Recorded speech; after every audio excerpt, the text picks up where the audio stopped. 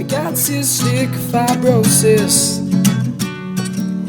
See, I've got cystic fibrosis. Hey guys, happy Saturday. No wait, that's what I say on my other channel. Okay, hey guys, happy Sunday. Welcome to another video on staying salty, the end of week 4? Is it week 4?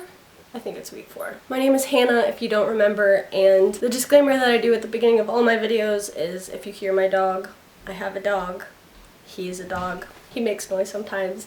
I also live in a house with 7 other people, so if you hear that, ignore it. And my voice is super mucusy and gross today, so if that bothers you, then I don't really know what you're doing on this channel, to be honest, but there you go. So today's video is about what I struggle the most with, having cystic fibrosis, and that really is not a difficult question for me to answer. It's kind of a long story, but I will do my best to focus on brevity in this video, so let's just get right into it.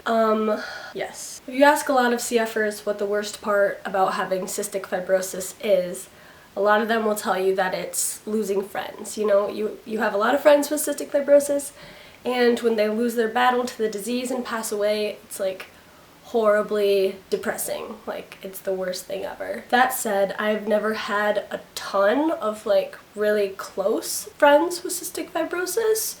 I have a lot of acquaintances and people that we favored each other's tweets very frequently online, but the only people with cystic fibrosis that I ever really felt a strong bond to and talked to frequently, whether it was over the phone or online or in person or on Skype, were my 2 best friends, Alex and Eileen. They are in those picture frames up there. We met in the hospital in 2011, and it was kind of just like we clicked ever since. I always wore masks whenever we would hang out, but they were rebels and they wouldn't do that. And when I was in the hospital, we would, you know, find our favorite nurse and be like, hey, we're gonna sneak down to the cafe. Don't tell the other nurses. Of course, we'd stay, you know, 6 feet away. We hugged very rarely, like we were safe about it, but we just felt such a close bond that it was hard for us to stay apart whenever it was possible for us to be together. I had always known that Alex and Eileen were quite a bit sicker than I was in terms of lung function and how frequently they were going to the hospital. You know, at the time they both had ports and I didn't.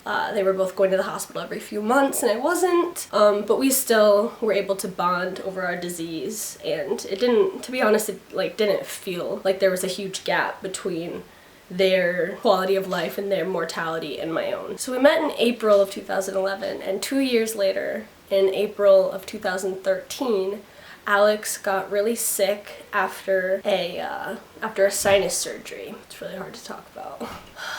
Alex got really sick after her sinus surgery. Her parents and doctors were wondering if maybe, like, during the surgery, super infected mucus that had been in her sinuses had dripped down her throat and gotten into her lungs. Either way, she got a really bad infection towards the middle of April and ended up going to the ICU. And for those people who don't know, ICU stands for Intensive Care Unit, which is basically like the lockdown part of the hospital. So you can't have a lot of visitors, you can't have a lot of stuff. There's more equipment in the room, the rooms are smaller, it's like you're under observation all the time. Like, that's where the sicker people go. So Alex was in the ICU for like a couple weeks, but we always thought that she was gonna get better because at the time I was 17 and Alex was 18. We were actually exactly a year apart. We had the same birthday, August 2nd, and Eileen was 15. So like at those ages, you're not really wondering about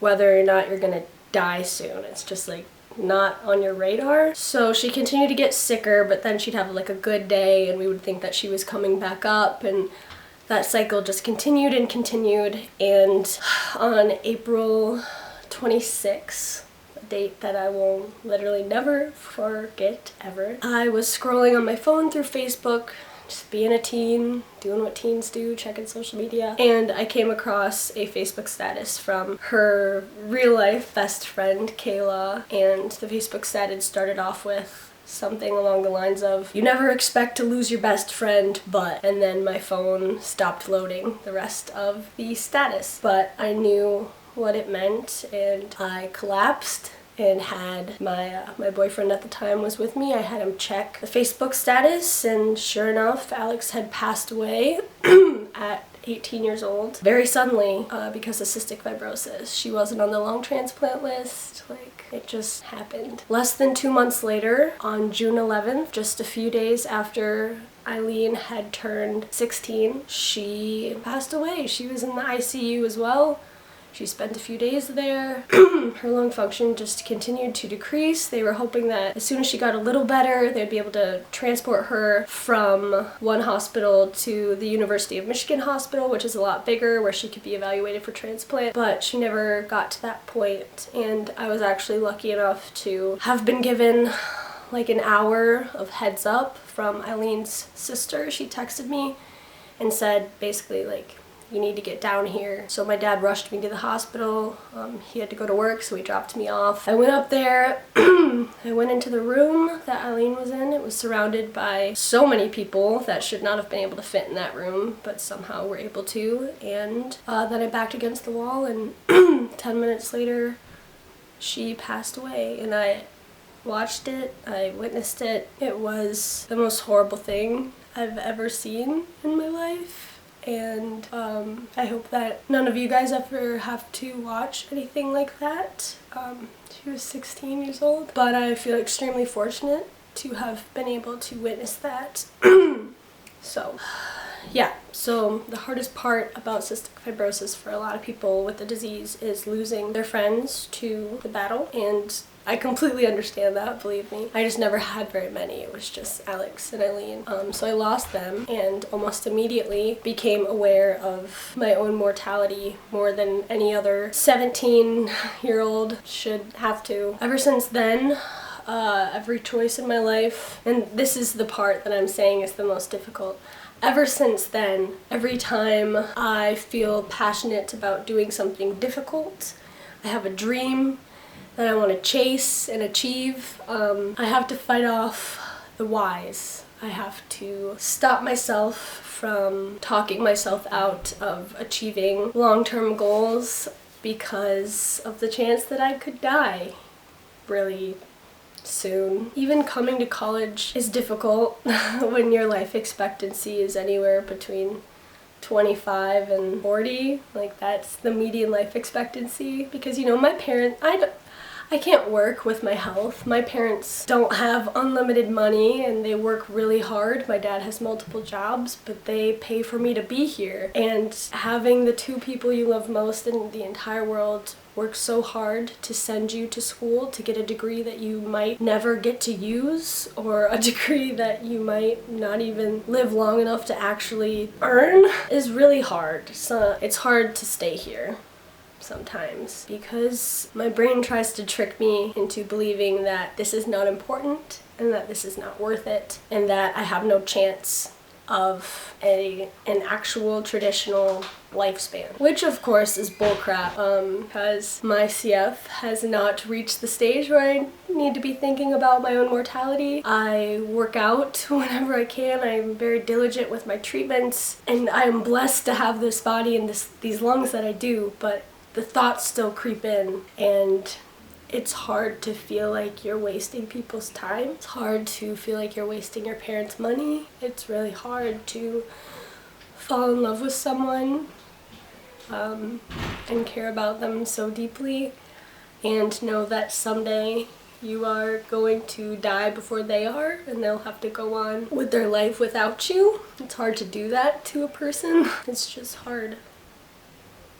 What keeps me going is knowing that my presence in the present is more valuable to the people around me than the possibility of losing me soon. It's really hard to convince myself of this, but I'm getting better at realizing that I am worth being loved, and I am worth people investing their love and their time and their resources in me, because although I might not take up a lot of time on this planet, like, I'm here now, and I foresee myself being here for some years still. Obviously, we like to stay optimistic and hope and pray and fight for as many years as possible, but I guess I'm just kind of talking myself in circles at this point.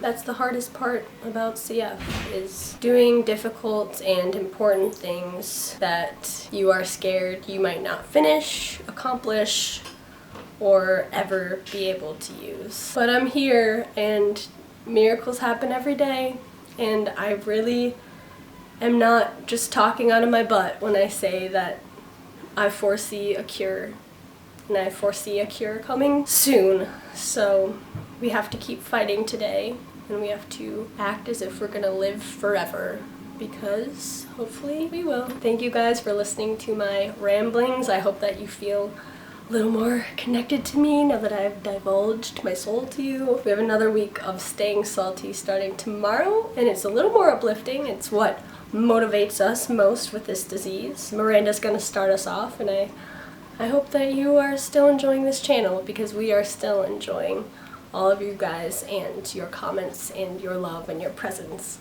here on Staying Salty. So, have a great week, guys.